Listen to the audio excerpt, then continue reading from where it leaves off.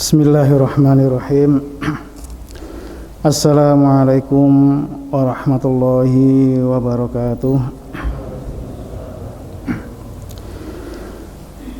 Innal hamdalillah nahmaduhu wa nasta'inuhu wa nastaghfiruh wa na'udzu billahi ta'ala min syururi anfusina wa min sayyiati a'malina.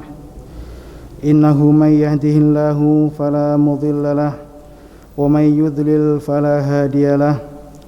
Asyhadu an la ilaha illallah wahdahu la syarika lah wa asyhadu anna Muhammadan abduhu wa rasuluh.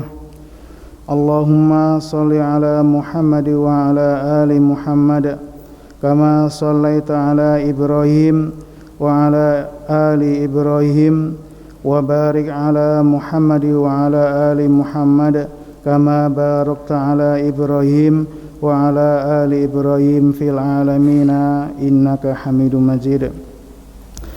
Bapak Ibu jamaah salat subuh yang dirahmati Allah Subhanahu wa taala, pada kesempatan yang baik ini marilah kita selalu meningkatkan rasa syukur kita kepada Allah Subhanahu wa taala. Mudah-mudahan Allah Subhanahu wa taala senantiasa menganugerahkan keimanan dan keistiqomahan kepada kita, dan mudah-mudahan Allah Subhanahu wa taala menjadikan akhir kehidupan kita dalam keadaan husnul khatimah. Salawat dan salam semoga selalu terlimpahkan untuk Nabi kita Nabi Muhammad sallallahu alaihi wasallam. Ibu bapak yang dirahmati Allah Subhanahu wa taala, melanjutkan kajian kita tentang fikih. Pada kesempatan kali ini kita sudah memasuki tentang bab masharifuz zakah ya, atau orang-orang yang berhak menerima bagian zakat. Ibu bapak yang dirahmati Allah Subhanahu wa taala, pembahasan kita pada pagi hari ini sebagaimana yang termaktub dalam buku Himpunan Putusan Tarjih Muhammadiyah atau lebih kita kenal dengan HPT. Dulu pernah kita sampaikan bahwasanya dalam HPT ini disebutkan segerakanlah pengeluaran zakat. Artinya apa? Artinya kewajiban zakat itu merupakan sesuatu yang harus disegerakan apabila syarat dan ketentuannya sudah berlaku kepada kita. Yang menjadi permasalahan adalah hari ini kita dihadapkan kepada suatu kondisi yang mana antara orang yang membayar atau mengeluarkan zakat dan orang yang tidak, itu hampir tidak ada bedanya. Tidak ada bedanya apa Bapak Ibu? Kalau dulu di zaman Rasulullah Muhammad SAW, begitu juga pada zaman sahabat dan juga pada zaman para khalifah setelahnya, atau mungkin pada zaman kekuasaan Abbasiyah dan Umayyah, zakat betul-betul menjadi sebuah syariat yang kita kenal.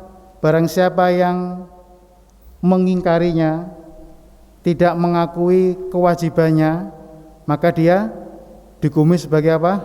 Kafir. Ya kan? Dalam Al-Quran selalu dikaitkan kewajiban setelah sholat mesti zakat. Dan para ulama zaman dahulu betul-betul mengaplikasikannya. Barang siapa yang tidak meyakini kewajiban zakat, maka dia dihukumi sebagai orang yang kafir. Indikatornya apa? Indikatornya adalah apakah dia mengeluarkan zakat atau tidak. Atau dalam bahasa Arab disebutkan mani'uz zakah, orang yang tidak mau membayar zakat.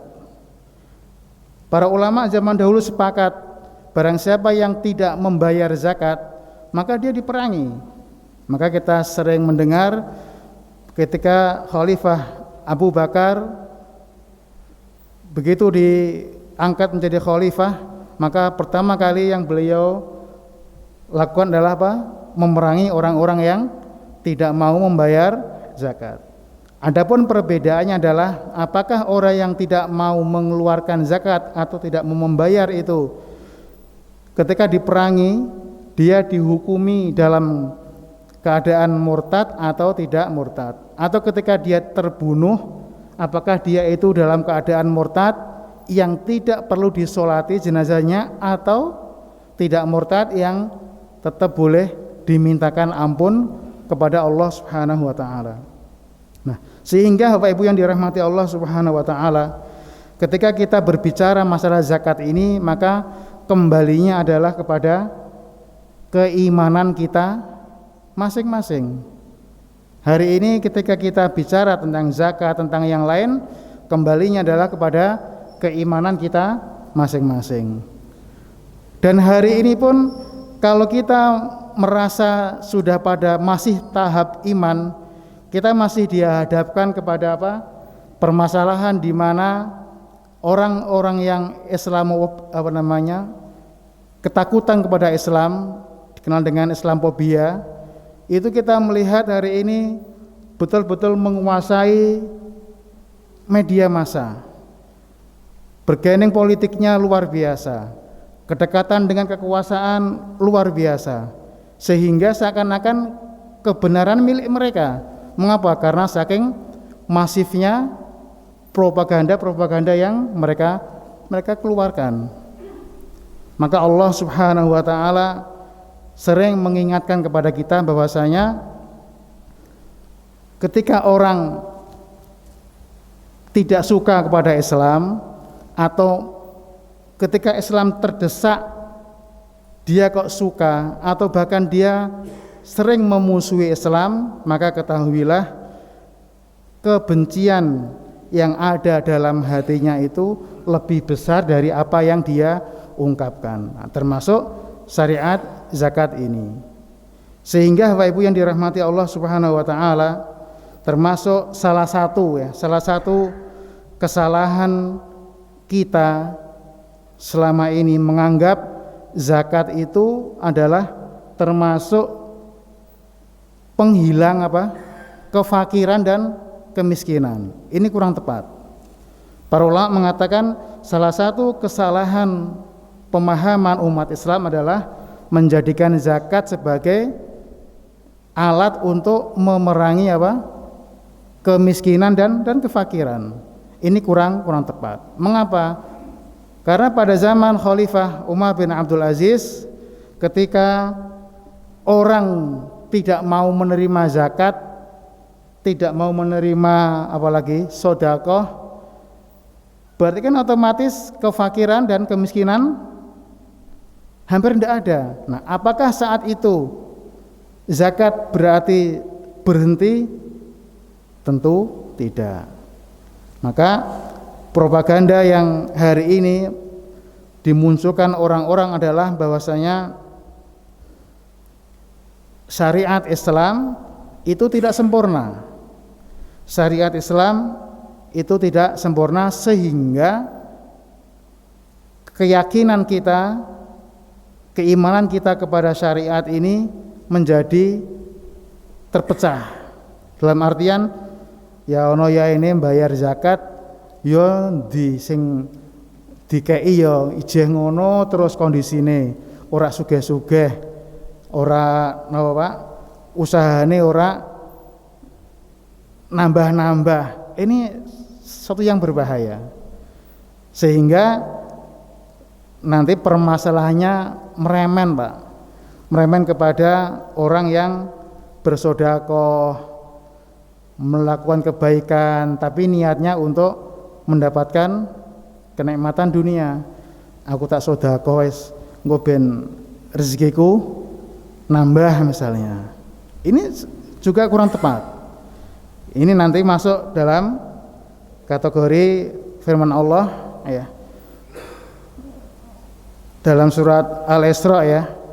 May yuridul ajilata ajalna lahu fiha manasya. Barang siapa yang bersedekah atau beribadah untuk mendapatkan kepentingan dunia, maka Allah pun akan memberikan dia kepentingan dunia. Yang dia mau dia kasih, tapi di akhirat dia tidak mendapatkan apa-apa. Ini harus kita hati-hati. Maka Bapak Ibu yang dirahmati Allah Subhanahu wa taala, sekali lagi sebelum banyak kita membahas masalah-masalah fikih ini, kita kembalikan kepada hati kita. Kemarin kita baru saja mendengarkan pernyataan seorang ulama. Beliau mengatakan begini, Pak. Hari ini kita kalau mau melakukan kemaksiatan itu mudahnya minta ampun. Mudahnya minta ampun. Pokoknya gampang. Maka beliau mengatakan begini. Bila kamu mengalami kondisi kamu sudah berazam, pokoknya berazam kuat untuk melakukan kemaksiatan, kemudian kamu tidak jadi, atau Allah pokoknya kamu ora sido, ora iso, mbuh karena apapun sebabnya, maka sesungguhnya itu adalah sebuah karomah, sebuah kenikmatan yang harus kita sadari bahwasanya Allah tidak mengizinkan kita untuk berbuat kemaksiatan dan kita harus sadar. Nah, permasalahannya kadang-kadang kita ini tidak sadar. Maka para ulama sering kita sampaikan bahwasanya hari ini dan juga seterusnya memperhatikan amalan hati, memperhatikan kondisi hati itu lebih penting daripada memperhatikan amalan-amalan zahir. Misalnya, wah aku pengen maksiat ngene kok ora iso, kok batal, ora kelakon. Nah ini kita harus bersyukur. Ini adalah sebuah kenikmatan, sebuah karomah, bukan malah sebaliknya. Artinya apa? Artinya hati harus kita periksa. Atau mungkin kita habis melakukan infak, sedekah, kemudian kita minta balasan sepatnya. Aku wis infak kok ora nambah-nambah rezekiku. Jarene Ustadz kae kalau habis infak Allah akan melipat gandakan sebanyak berapa? 10 kali sampai 700 kali. Wis infak 10.000 ngal dina kok malah berkurang rezekiku. Nah, ini berarti ada permasalahan dalam hati dan keimanan kita. Maka Allah mengatakan menyuruh kita untuk berdoa, Rabbana la tuzigh qulubana ba'da id hadaitana. Atau juga Allah memberikan rambu-rambu supaya kita jangan medak-medak kepada tempat-tempat yang membuat kita menjadi tergelincir. Allah mengatakan falamma zaghu azaghallahu qulubahum. Kalau sudah kita mepet-mepet di tempat-tempat yang dimungkinkan keimanan kita itu luntur, maka berarti Allah nanti akan melunturkan iman kita. Hati kita sudah tidak peka. Ibaratnya kepekaan hati itu sangat menentukan sekali. Kemudian Bapak Ibu yang dirahmati Allah Subhanahu wa taala, tentang siapapun yang berhak menerima zakat ini sudah sangat jelas ya. Dalilnya bahwasanya dalam surat At-Taubah ayat yang ke-60 Allah Subhanahu wa taala mengatakan innamas shadaqatu lil fuqara'i wal masakini wal amilina 'alaiha wal mu'allafati qulubuhum wa fir riqabi wal gharimina wa fi sabilillah wa ibnis sabil ya. Jadi yang dimaktub dalam Al-Qur'an ini adalah bahwasanya di sini diungkapkan dengan kata-kata apa? Sedekah. Dulu pernah kita sampaikan bedanya sedekah, infak dengan zakat. Sedekah itu bermakna lebih luas, Pak nggih. Sedekah itu bermakna lebih luas. Sedekah itu bisa bermakna harta, juga bisa bermakna sesuatu yang sifatnya maknawi. Maka sering kita mendengar senyummu kepada saudaramu adalah sedekah. Ya. Kemudian orang bilang mengidrakan kotak nyuwun sedekah Pak, berarti juga itu bisa bermakna materi. Jadi ketika dilafalkan dengan sedekah itu adalah bermakna umum. Nah, di dalamnya juga termasuk zakat. Jadi bisa bermakna sedekah secara umum, bisa bermakna infak, bisa bermakna zakat. Nah, di sini para ulama sepakat bahwasanya maksud innamas shadaqatu lil fuqara'i wal masakin 'alaiha wal mu'allafati qulubuhum yang maksud adalah zakat. Nah, permasalahannya adalah Bapak Ibu yang dirahmati Allah Subhanahu wa taala, disebutkan dalam kitab fikih menurut 4 mazhab. Di sini disebutkan bahwasanya ada 2 permasalahan ya. Permasalahan yang pertama adalah wajibkah kita itu zakat harus diberikan kepada semua atau 8 golongan yang termaktub di dalam ayat tadi itu surat At-Taubah ayat 60. Ada fakir, ada miskin, ada amil, kemudian ada lagi apa Pak? Mu'alaf, ada gharim, ada ibnu sabil, ada fi sabilillah ya.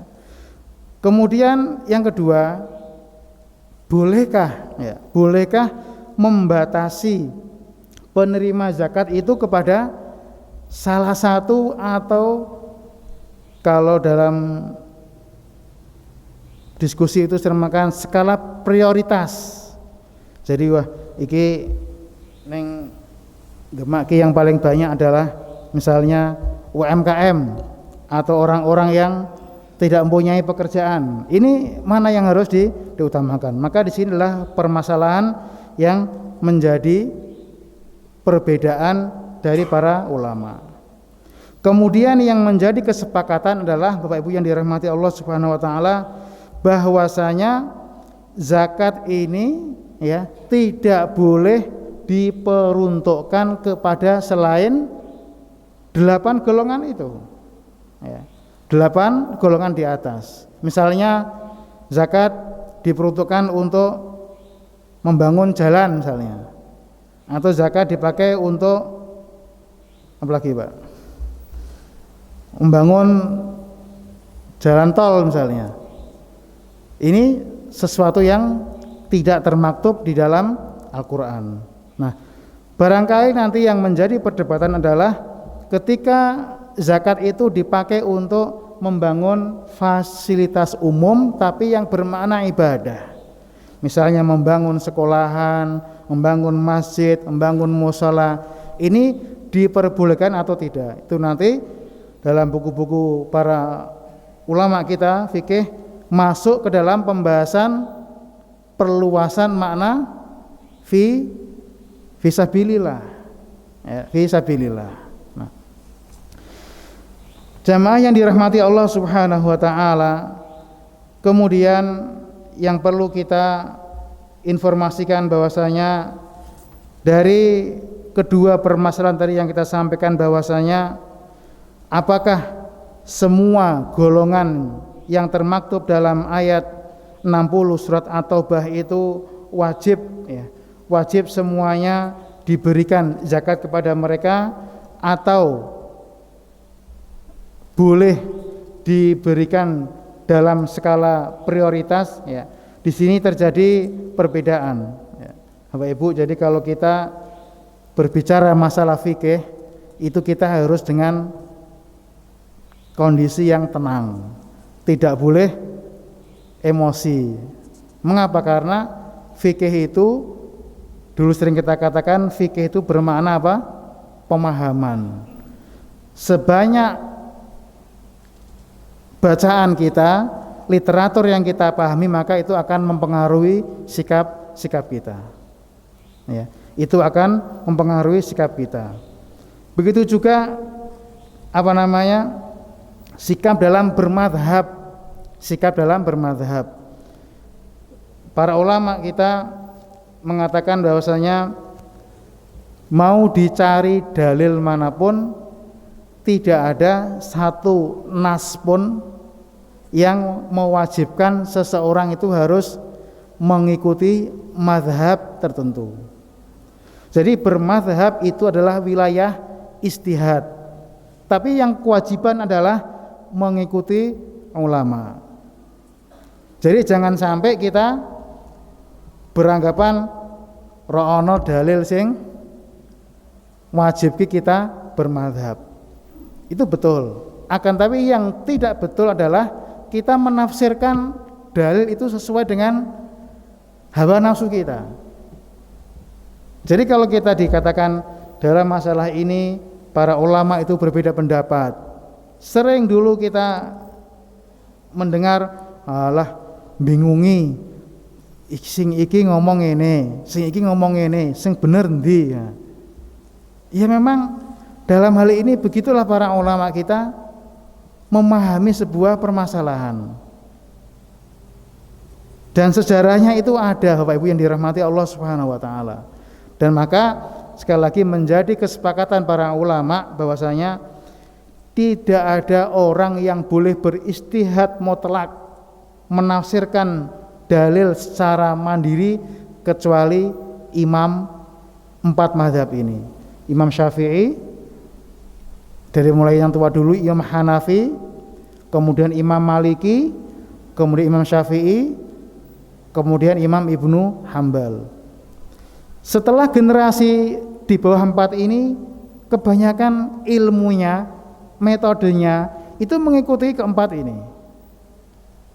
Maka kita yang datang belakangan ini secara kenyataannya pada dasarnya kita itu termasuk orang yang muqallid, hanya mengikuti para ulama-ulama sebelum kita, metode berpikirnya dan sebagainya. Dan maka bahkan Muhammadiyah pun yang sering kita sampaikan bahwasanya ketika kita lihat pendapatnya di dalam HPT ini, dulu sering kita katakan, kita komparasikan dengan berbagai macam buku-buku ulama, itu tidak lepas dari perkataan 4 mazhab ini. Meskipun dalam Muhammadiyah lebih mengarah kepada metode tarjih. Apa metode tarjih? Metode tarjih itu tidak mengikatkan diri kepada satu mazhab tertentu. Dalam masalah apakah orang meninggal yang dibacakan Al-Quran kepadanya, ayat-ayat Al-Quran itu sampai kepada dia atau tidak, Muhammadiyah lebih mengikuti mazhab siapa? Imam Syafi'i. Maksud mengatakan tidak akan sampai. Beliau mengatakan wa anna laysa lil insani illa ma sa'a wa anna sa'yahu sawfa yura. Orang-orang itu tidak akan mendapatkan manfaat kecuali sudah apa yang dia kerjakan. Sebaliknya di hasil Bahsul Masail beberapa pendapat yang selama ini lebih dikenal dengan mazhab Syafi'iyah dalam masalah ini lebih mengikuti pendapat siapa? Ibnu Hambal yang mengatakan bahwasanya bacaan yang dibacakan kepada mayit itu sampai. Maka dulu sering ada perdebatan, sampai Pak kita ngaji kita ngapa tuh sampai, buktinya mana? Buktinya ron sing balik, ya kan? Ayat-ayat yang dibaca itu nggak ada yang kembali, orang yang balik. Kemudian orang Muhammadiyah mengatakan, lah bukti, tanda bukti sampainya mana? Kalau sekarang kita ngirim apa paket itu kan terus ada tekan sampaikan. Nah, jadi ini sesuatu yang guyonan, tapi sebetulnya ini mengajak kita untuk rileks lah. Ini disampaikan oleh siapa? Beliau rahimahullah Imam Kyai Haji Hasyim Muzadi. Jadi orang Muhammadiyah itu ngundang beliau Kyai Hasyim Muzadi untuk membahas masalah-masalah seperti ini, Pak. Imam Hasyim Muzadi kan saat itu menjadi ketua NU, tapi diundang Muhammadiyah. Lah beliau juga luar biasa menyampaikan joki seperti ini. Wong NU pokoknya mati urip tetap pahala iku nyampe.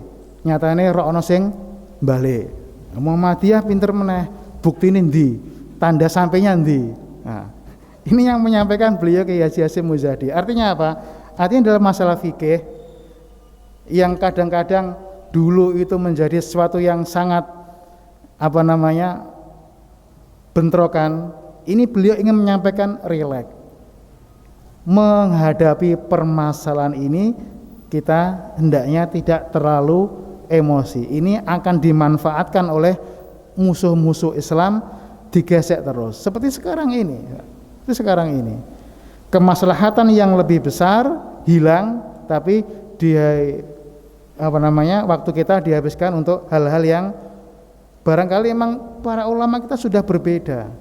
Maka kembalinya kepada siapa? Kepada hati kita masing-masing. Kepada hati kita masing-masing. Inilah yang namanya amaliyah yang didasari kepada ilmu. Jadi kalau sudah keyakinannya ora tekan mbak wacake ping pira iki pahalane iki ya ora tekan. Mengatakan pahala iki dikeke nang akhirat, saiki kok dikeke iki piye? Seperti itu. Nah, yang satu tekan iso. Nah, maka dalam hal ini kita kembalikan kepada ilmu dan keimanan kita. Caranya apa ya? Kita belajar. Meskipun sampai hari ini saya secara pribadi Pak, kalau diundang oleh tetangga untuk melakukan tahlil seperti itu, saya lebih banyak tidak datang. Mengapa? Karena ada hadis Nabi Muhammad SAW, kita dilarang untuk berkumpul-kumpul di suatu majelis dalam rangka kematian seperti itu.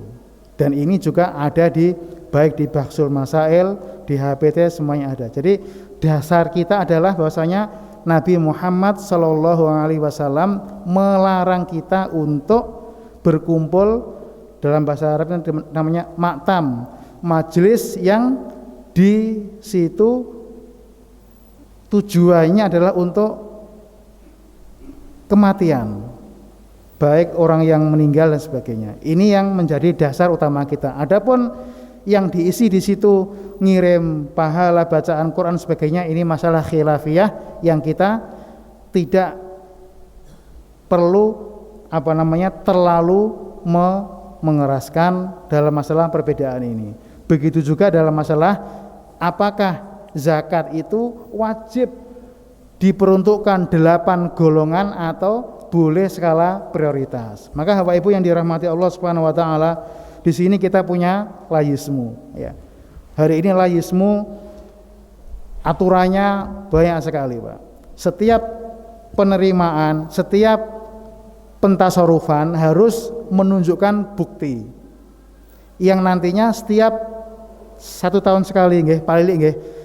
Layismu itu kan setiap 1 tahun sekali diaudit syariah oleh lembaga zakat tingkat nasional dan juga audit eksternal yang tidak ada kaitannya dengan syariah tapi dengan pembukuan. Nah, maka di layismu ini hari ini kita menganut kepada skala prioritas. Maka nanti kalau Bapak Ibu yang dirahmati Allah Subhanahu wa taala mungkin habis mendengar ceramah, habis mendengar membaca buku yang di situ penceramahnya itu termasuk orang yang lebih condong pada pendapat bahwasanya semua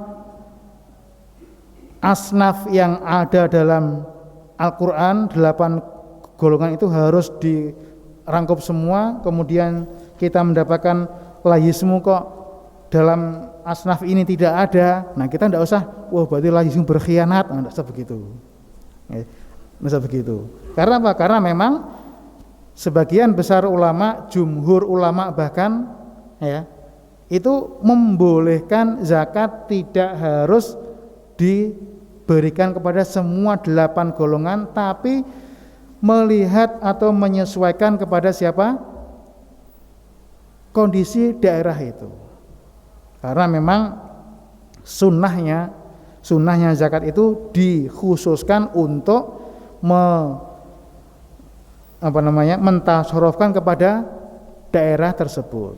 Misalnya kita tinggal di Demak, kita punya teman atau punya saudara di luar Demak. Bolehkah kita memberikan zakat kita kepada orang yang di luar kota ini? Nah, kita katakan sunnahnya, utamanya adalah orang di Demak. Adapun kepada orang lain di luar daerah tempat kita tinggal, maka itu hendaknya tidak melebihi bagian yang kita peruntukkan untuk daerah kita. Maka di Layismu, meskipun ada kewajiban daerah setor kepada wilayah, kemudian wilayah punya kewajiban setor kepada pusat, ini ada prosentase, Pak. 85% minimal itu harus diperuntukkan untuk pengembangan daerah. 10%-nya untuk wilayah, kemudian 5%-nya untuk siapa? Untuk pusat. Tujuannya apa? Tujuannya adalah untuk pemerataan. Misalnya di skala-skala daerah yang barangkali tingkat pendapatannya tidak terlalu banyak, maka nanti akan diambilkan dari yang terkumpul di wilayah maupun terkumpul di pusat ini. Jadi maksudnya Bapak Ibu yang dirahmati Allah Subhanahu wa taala, siapapun yang ada di KL, kantor layanan, ketika Layismu ayo setoran kepada daerah, nanti daerah setor kepada wilayah dan pusat. Ini maksudnya bukan untuk dinikmati pengurusnya, bukan, tapi ini sifatnya untuk skala pemerataan, untuk asas pemerataan. Maka Bapak Ibu yang dirahmati Allah Subhanahu wa taala, termasuk bagian amil di Layismu itu ada auditnya, Pak. Penerimaan zakat ini berapa? Maka untuk amil ini sudah ada ketentuannya, tidak boleh melebihi dari 12%. Tidak boleh melebihi itu. Tidak boleh. Kalau melebihi ini maka di plat merah. Dianggap berarti ini tidak sesuai dengan syariat. Maka insya Allah Bapak Ibu tidak perlu khawatir ya. Di Layismu semuanya berusaha untuk dalam tracknya, on the road istilahnya, untuk track lurus, baik sisi syariahnya maupun sisi administrasinya. Nah, kita kembali kepada permasalahan ulama mazhab siapa sajakah ya, yang membolehkan zakat itu diberikan sesuai dengan skala prioritas tergantung daerahnya. Nah, di sini disebutkan bahwasanya mazhab Maliki, mazhab Hanafi, dan mazhab Hambali ini termasuk salah satu ulama yang membolehkan bahwasanya zakat itu tidak harus menyeluruh kepada 8 golongan yang ada. Dan para ulama ketiga mazhab ini dan keempat lainnya itu Imam Syafi'i justru sepakatnya di mana? Sepakatnya adalah zakat itu harus dikeluarkan lebih dahulu oleh siapa? Pemimpin-pemimpin yang kaya. Pemimpin-pemimpin yang kaya. Maka Bapak Ibu, kalau di Muhammadiyah jenengan jadi pimpinan PCM, jadi pengurus takmir, jadi kiai, jadi apa, itu mohon maaf, oleh Layismu janganlah yang pertama kali akan dimintai zakat. Jadi ketua PDM kelihatan punya mobil, ya jangan nutup pintu. Artinya mesti akan didatangi oleh Layismu atau minimal di WA. Pak, tahun ini jenengan belum mengeluarkan zakat. Ini menunjukkan bahwasanya di Layismu itu derajat kepemimpinan itu tidak boleh mengalahkan kewajiban syariat. Tidak boleh mengalahkan kewajiban syariat. Mengapa? Karena ini sesuai dengan petunjuk Nabi Muhammad SAW ketika mengutus Mu'adz bin Jabal kepada suatu kaum di mana Mu'adz bin Jabal itu ditanya oleh Nabi Muhammad SAW, wahai Mu'adz bin Jabal, kamu didatangkan kepada suatu kaum untuk mengislamkan mereka, untuk membuat mereka beriman. Setelah itu mintalah zakat dari mereka. Zakat itu dari mana? Diambil dari orang-orang yang kaya di antara mereka, tanpa melihat status, oh ini kiai, ini ustadz, ini ketua PDM, ini majelis PCM, enggak. Pokoknya kok punya kekayaan yang standar kita melebihi atau mencapai nisab, maka ingatkanlah untuk mengeluarkan zakat. Jadi Bapak Ibu yang dirahmati Allah Subhanahu wa taala, ketika kita berorganisasi di Muhammadiyah ini, maka barangkali urusan harta ini kita harus legowo. Kita diajarkan untuk apapun status kita, ya, status jadi ketua PCM, ketua apa, bahkan ketua Lahismu sendiri zakat, Pak. Bukan mentang-mentang dia ketua Lahismu terus dia enggak zakat, tidak. Dia justru yang pertama kali kita punya list datanya seperti itu. Nah, maka jadi sekali lagi Bapak Ibu yang dirahmati Allah Subhanahu wa taala, di Lahismu permasalahan zakat, permasalahan infak, sedekah ini adalah kaitannya dengan keimanan kita. Kaitannya dengan syariat yang dikatakan yang mengingkari adalah kufur, yang tidak mengeluarkan wajib diperangi. Jadi apapun kondisi kita, status kita di Muhammadiyah, justru itu tidak boleh menjadi alasan aku wis mikir, wis kerja, wis dadi iki kok tarik zakat, wis ora dibayar. Nah, ini sesuatu yang di Muhammadiyah itu barangkali harus siap, mentalnya harus siap. Jadi Bapak Ibu yang dirahmati Allah Subhanahu wa taala, tadi sudah kita sampaikan bahwasanya permasalahan apakah zakat itu wajib mencakup 8 asnaf atau boleh skala prioritas, ini adalah masalah khilafiyah. Dan Lahismu di Demak ini, hasil rapat-rapat selama ini sudah memutuskan kita berikan dengan skala prioritas tergantung daerah kita.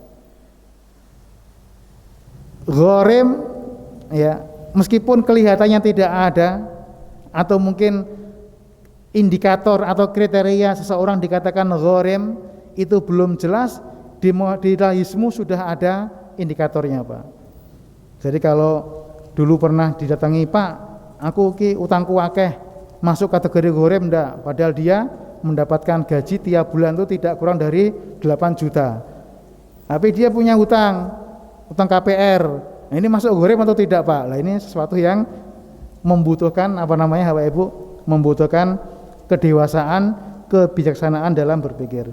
Jadi Bapak Ibu yang dirahmati Allah Subhanahu wa taala, sekali lagi kita informasikan bahwasanya Lahismu di Demak ini dalam pentasarufan zakatnya itu menganut kepada skala prioritas. Dari 8 asnaf itu kalau tidak ada di Demak ini tidak usah dicari-cari, tapi kalau ada insya Allah siap akan disalurkan kepada yang ada. Sehingga ketika tadi saya ulangi, ketika Bapak Ibu mendapatkan seseorang ustadz berceramah menyampaikan informasi bahwasanya zakat harus 8 ini lengkap semua, itu boleh-boleh saja, dan bukan berarti Lahismu itu tidak berdasarkan dalil atau tidak berdasarkan pengetahuan yang ada. Demikian Bapak Ibu yang dirahmati Allah Subhanahu wa taala. Kemudian yang terakhir, sekali lagi apabila zakat itu dikelola oleh lembaga kayak Lahismu seperti ini, maka dia berhak mengambil bagian amil. Tapi kalau zakat itu dikeluarkan oleh kita pribadi, misalnya saya tak toke dhewe wis, ora usah lewat Lahismu misalnya. Terus saya mengambil amil, berarti aku ini amil untuk bagian. Nah, ini yang tidak boleh.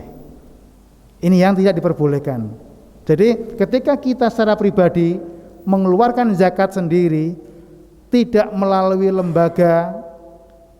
lembaga sosial atau zakat, maka kita sekali lagi tidak diperbolehkan mengambil bagian apa? Bagian amil. Berarti habis sudah harus semuanya. Mengapa Bapak Ibu sampaikan? Karena ada pertanyaan. Ada orang menyampaikan, Ustaz atau Pak, bolehkah ketika saya mengeluarkan zakat, saya menyendirikan porsi amil sebanyak kurang lebih 12%. Nah ini maka kita jawab tidak diperbolehkan, dan ini sepakat semua ulama, kecuali kalau kita zakat itu dikelola oleh lembaga, maka dia berhak mengambil porsi bagian amil. Demikian Bapak Ibu yang bisa kami sampaikan, mudah-mudahan bermanfaat. Mohon maaf atas segala kekurangan dan kesalahan. Pembahasan kita yang akan datang adalah tentang indikator ya. Jadi setiap fakir, miskin, amil itu dalam Al-Qur'an dibahasakan dengan kalimat lam, lil fuqara wal masakin wal amilina 'alaiha. Ini dalam ulama mengatakan ini berarti kepemilikan yang tidak boleh dipinjamkan. Nah, maka nanti pembahasannya adalah bolehkah kita memberikan zakat kepada orang-orang fakir miskin itu yang sifatnya kita meminta kembali dari mereka.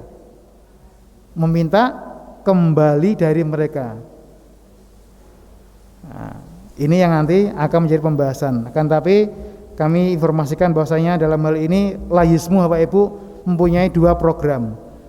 Ada yang sifatnya zakat konsumtif, itu diberikan kepada kalangan yang diharapkan di situ beliau tidak sulit untuk mendapatkan barangkali pekerjaan dan sebagainya. Kemudian juga nanti akan dibahas dalam ulama mazhab Syafi'iyah dan juga beberapa mazhab yang lain, ketika memberikan zakat kepada 8 asnaf, utamanya 2 yang pertama itu, kadarnya itu bukan sekedar sembako Pak yang nilainya 200-300 ribu, bukan. Tapi di situ disebutkan dalam buku itu adalah harus memenuhi kebutuhan selama berapa? Setahun minimal. Kalau orang hari ini kebutuhannya sebulan berapa Pak? Kira-kira normalnya? Enggak ada normalnya Pak. 3 juta ya kurang, 5 juta ya gelem, 10 juta ya habis. Padahal di ulama-ulama zaman klasik fikih yang dulu nek ngei zakat wong fakir miskin itu tidak boleh hanya cukup untuk kebutuhan sehari, tapi minimal kebutuhan selama setahun tercukupi. Itu ya betul Pak, itu ada dalam buku-buku klasik. Maka sekali lagi ya Bapak Ibu, inilah pentingnya kita berdiskusi. Maka di Layismu setiap mengambil kebijakan itu melihat kaul-kaul para ulama ini, sekaligus juga melihat perkembangan zaman seperti ini. Nah kalau sebulan Layismu itu berapa lili, kurang lebih mungkin 20 juta atau 100 juta, kayak wong siji kurang Pak, tetap kurang. Karena orang dalam pemenuhan kebutuhan itu tidak ada standarnya, tidak ada batasan minimal tuh tidak ada, maksimal tidak ada, mesti terus akan selalu merasa kurang. Begitu juga kita, secara umum manusia itu cinta kepada dunia. Saya dulu pernah berdoa Pak, ya Allah moga-moga kalau di Arab, di Timur Tengah itu orang dapat haji menjadi guide atau tembus itu luar biasa. Saya berdoa setengah tahun, misalnya haji nanti berangkatnya Januari, saya berdoa mulai Juni Pak, ya Allah moga-moga aku untuk tembus. Tembus itu adalah mahasiswa yang dipekerjakan, disuruh mendampingi jamaah haji Mungkin Bapak Ibu yang pernah haji yang pakai pakaian biru-biru, baju biru, celana biru, itu namanya temus. Saya berdoa mulai Juni sampai Januari. Pas Januari undian, diundi Pak, nama saya keluar. Alhamdulillah gitu. Setelah dapat ini, kita berdoa lagi, minta apa lagi? Artinya apa? Artinya permintaan manusia tentang dunia itu tidak pernah ada habisnya. Tidak pernah ada habisnya. Begitu juga keinginan orang. Orang fakir miskin diberi 100 juta 1 tahun. Itu nanti pasti akan minta lagi. Maka disinilah kita itu segala sesuatu itu lebih diminta untuk mengukur kepada hati dan keimanan kita. Begitu juga orang kaya, orang yang merasa mampu, ya. Misalnya begini Pak, para ulama berbeda dalam masalah Nyun Sewu ini, yang punya rumah-rumah kontrakan, punya mobil direntalkan, punya rumah kos disewakan. Ini kan ulama berbeda pendapat. Apakah modal yang dipakai untuk beli mobil kemudian direntalkan dapat hasil itu wajib dizakati atau hanya hasilnya saja? Ulama berbeda pendapat. Nah, orang-orang yang barangkali hatinya belum siap, Nyun Sewu, itu lebih kepada mencari apa? Pendapat, mending ulama kae. Nek duwe mobil direntalke, duwe omah dikontrakke, rasa dizakati, wis kae wae begitu.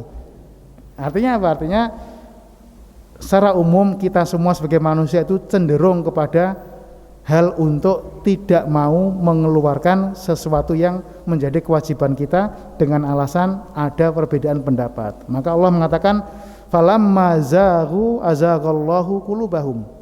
Sekali-kali kita pengen nyeleneh, sudah nanti Allah akan menyelenehkan hati kita sehingga kita menjadi orang yang tergelincir. Demikian Bapak Ibu yang dirahmati Allah Subhanahu wa taala, mohon maaf atas sedikit panjang ini, mudah-mudahan bermanfaat. Assalamualaikum warahmatullahi wabarakatuh.